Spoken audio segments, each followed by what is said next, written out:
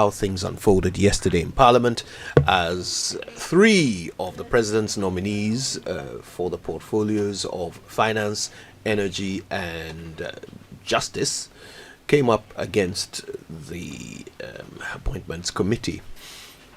We need to analyze how things unfolded, and we've got two, in fact, hopefully three great voices to help us dissect it. Let's say good morning to Kwaku Ansah-Asare. He's a former director of the Ghana School of Law. He's joined by Godfred Bokpin, a professor of finance and an economics expert at the University of Ghana. Prof. and Mr. Ansah-Asare, good morning to you both. Good morning, and thanks for having me on your show. It's a pleasure. Good morning, Mr. Ansah-Asare. Thanks for your time, both of you. Now, I think what we'll do very quickly before we settle into the details is to get your general impressions, just very briefly and quickly. I'll start with you, Mr. Ansah-Asare. You mean with respect to how things went yesterday? For the position of Attorney General? Well, in fact, yes. Let's stay on that. I think he did remarkably well.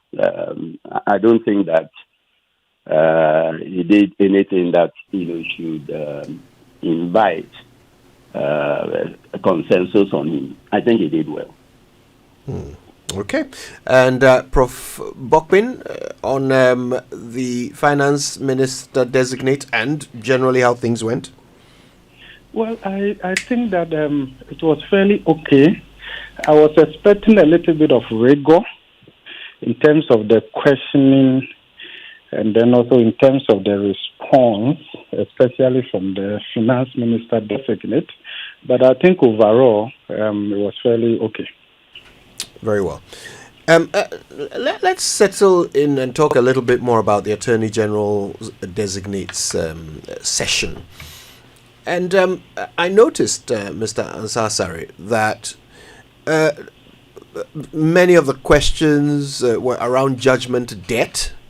There were a few issues of oral which came up, and he expressed his position on it. Maybe we'll take it from two angles. First, let's talk about the quality of the questions, and then we'll come and talk about the content of his answers. How do you think the panel, made up of quite a lot of new members of Parliament, how do you think they did in grilling the potential Attorney General? I think that as far as parliamentary work is concerned, they MP, like lawyers, from time to time do protect each other. But I'll single out the approach the minority leader adopted. I think he was fairly, consistent in putting his views across and maintaining, where he felt that, he had to engage the chair of the vetting committee to allow him to put his views across. I think he did exceptionally well. But in so doing, I think he also, overstepped his bounds. When he kept asking questions about ethics and ethos of the profession, relating to ECG and all those things. When you ask a witness, because Ayine was a witness before the committee, if you ask a witness, a lawyer, whether he believes in the merits, the lawyers don't believe in merits, or they believe in, the cause, the justice, of their client's case. If they believe in the cause, of their client's case, whether, it is meritorious or not, the ethics of the profession will allow the lawyer, where, the lawyer is of the view that it is a foul, case, then he can, advise himself as to whether, to throw in the towel or not. But to insist on questioning a lawyer, whether he believed in the merits of the case or, overshooting the boundary. There's a difference between belief in the merits of the case and belief in the in your client's cause. There's a whole world of difference. Okay. And what about Ayine's handling of some of the questions? I thought that the debate on oral, for example, could have been quite nuanced. His position on it, quite simple, that even if it is not backed by law, it doesn't make it unlawful.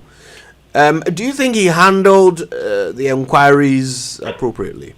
Now, as far as the oral issue, is concerned, I think he was economical with the truth. I didn't expect. I've known, my, good friend Ayine, to be very courageous in putting, his views across. But on this particular issue, I think he nodded a little, by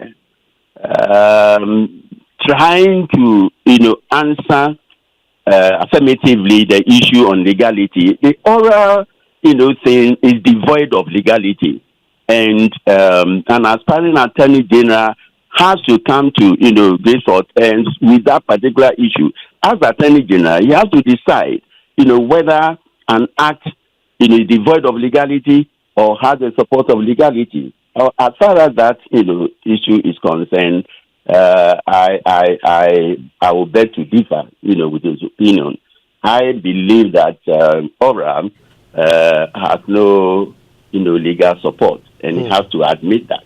I mean, as Attorney General and Principal Legal Advisor to the government, of Ghana, he has, also have the moral courage, to say things as they are. If it is devoid of legality, he should tell the nation this one, he cannot defend it, and then put the matter, to rest.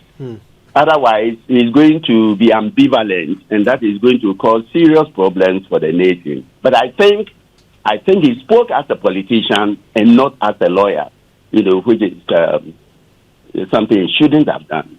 He was being vetted not as a politician, but as Attorney General designate and Minister of Justice. So truth is very crucial. Did he exhibit enough of the qualities of a man who will be mindful of justice? Well, it is one thing, returning answers at a vetting, and another, executing your task, with professionalism. I have no doubt, that he will come out as a good attorney general. So I wouldn't mark him down, merely because he sounded, too political in some of his answers. I've known him personally.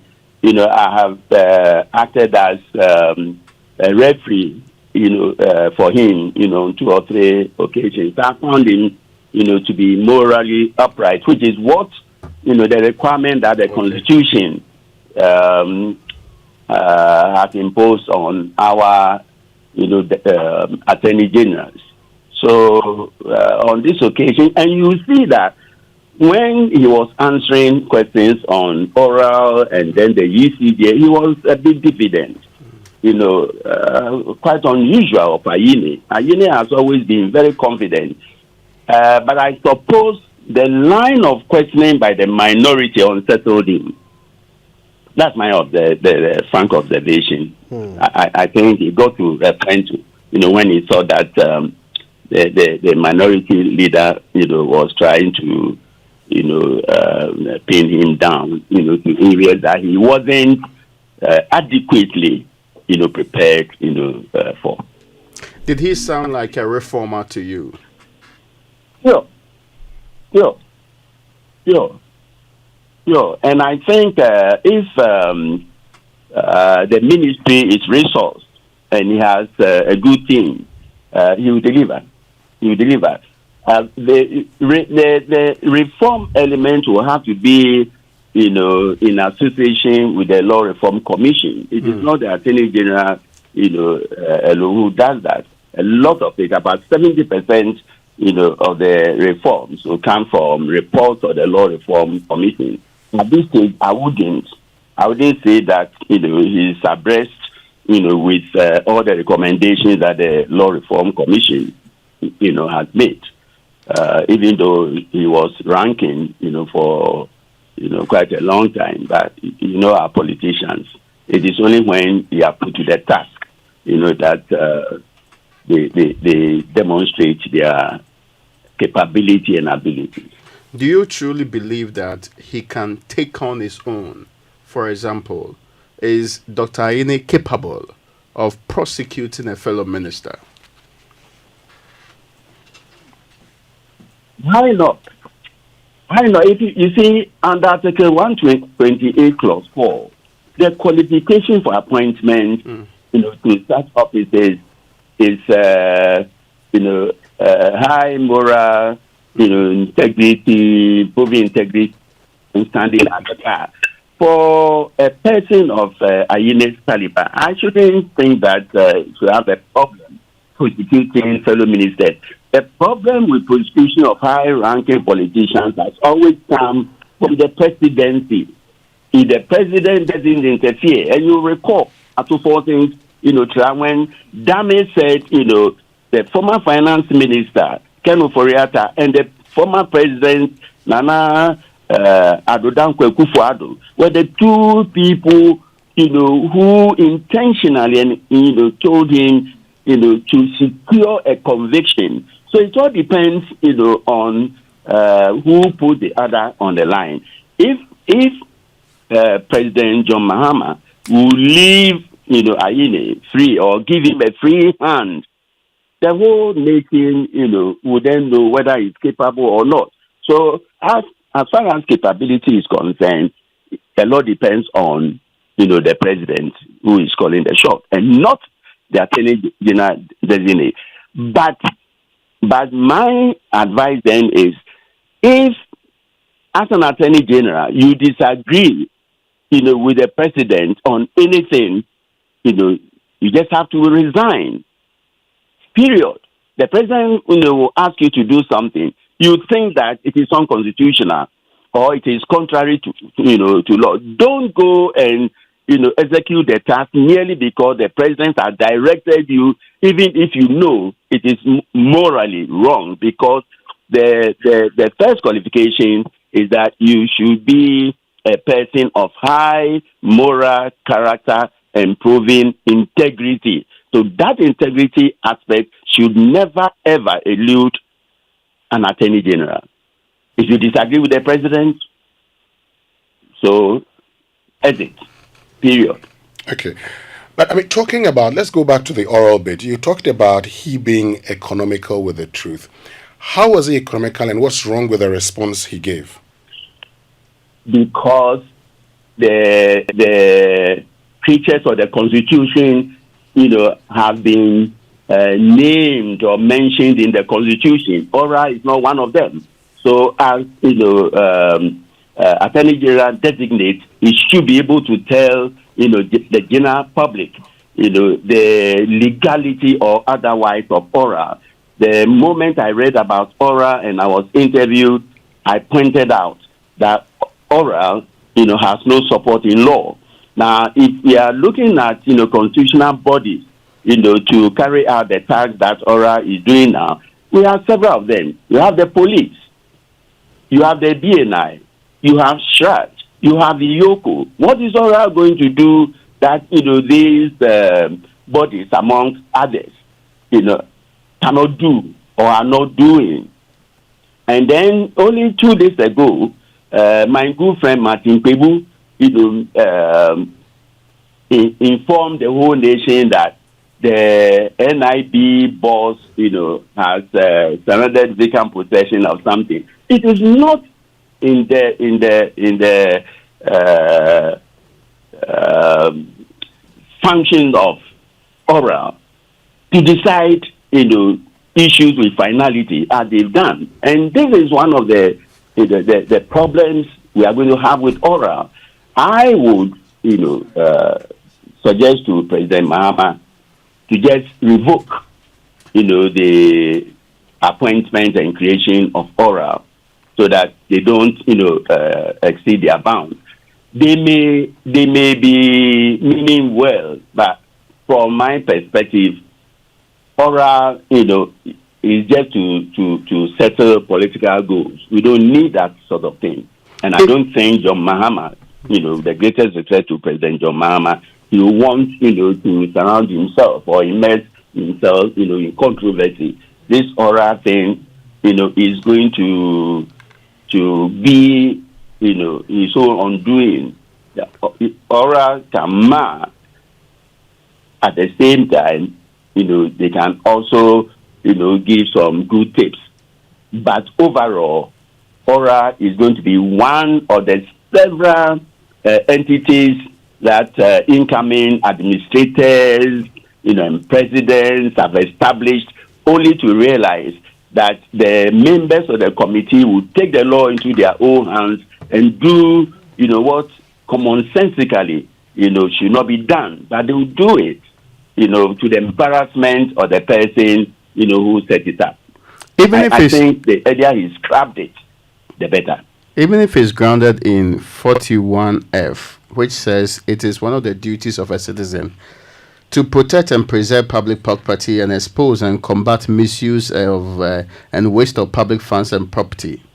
Even if it's grounded on that. So in the wisdom of the framers of the Constitution, such information should be passed on to the several constitutionally created bodies, like the police. And another what ORA seeks to do, a team of people tasked with compiling information. Accountability.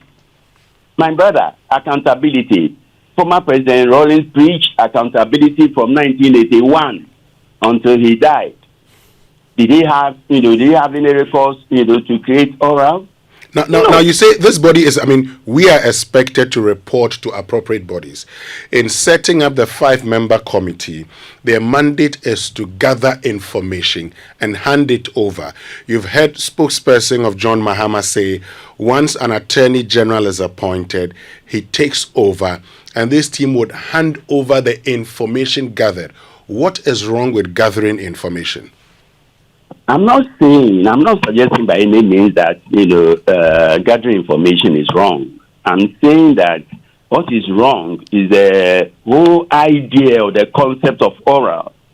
Orality at this time is unnecessary, totally uncalled for. Whether, it is grounded in 41, F or whether it is uncalled for. We have institutions, that are already in place.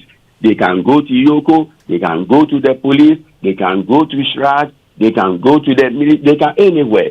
Or the whistleblowers, statute, for instance, is that you just go and give the information, the 10% that you'll be giving, if that is why, you gathered the information and provided it to the appropriate quarter, no problem. But lay a complaint under our jurisprudence, it's first and foremost a duty of every Ghanaian citizen.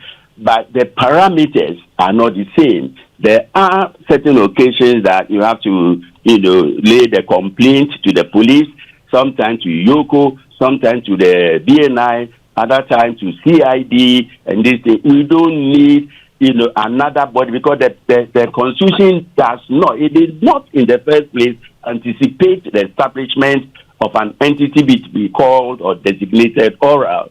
All those entities the Constitution adumbrated at the time, the framers were considering it, have been, were positioned in the Constitution. If we allow, our leaders, to always come up with new entities or, in the throes of accountability, there will come a time when we'll have many more committees doing the same thing, and then, there'll be infighting at the end of the day. My submission, once again, is that ORA is devoid of legality and as such must be scrapped.